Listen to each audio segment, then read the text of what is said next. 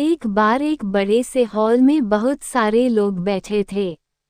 वहां पर दुनिया का एक बहुत ही बड़ा स्पीकर आने वाला था और सब लोग उनकी बातें सुनने के लिए वहां पर आए थे।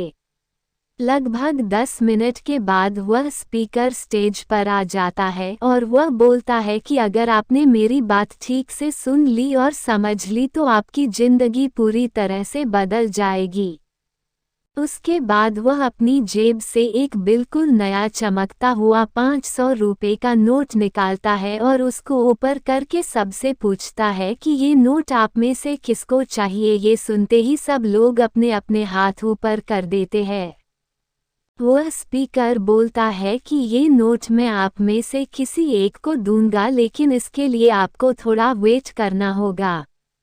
अब वह स्पीकर उस नोट को अपनी मुट्ठी में बंद कर लेता है और थोड़ी देर तक उसको मसलता है। अब उस नए नोट में सल पड़ जाते हैं और वह थोड़ा पुराना सा दिखने लगता है और वह एक किनारे से थोड़ा फट भी जाता है।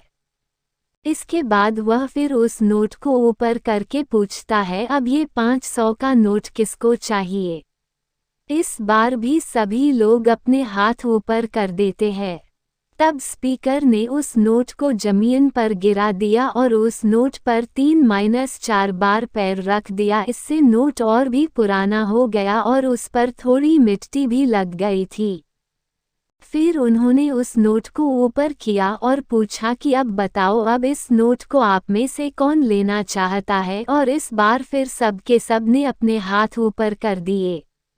स्पीकर अब नोट को फिर से नीचे जमीन पर गिरा देता है और उसके ऊपर कूद कूद कर उसको दोनों पैरों से रगड़ देता है और उसके ऊपर चाय भी गिरा देता है।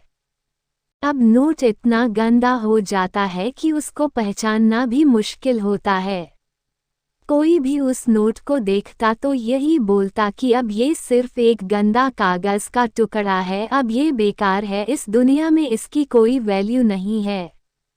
स्पीकर ने एक बार फिर उस नोट को उठाया और ऊपर करके सबसे पूछा, अब इस नोट को कौन लेना चाहता है। और इस बार भी सबके सब ने अपने हाथ ऊपर कर दिए। कितना भी गंदा पुराना मिट्टी में सना हुआ चाय का दाग लगा हुआ हो, लेकिन अभी भी वह 500 रुपये का नोट ही था।